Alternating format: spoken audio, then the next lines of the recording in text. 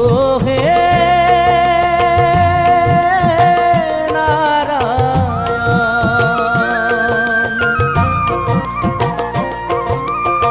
তোমার মহিমা প্রভু অতি চমৎকার,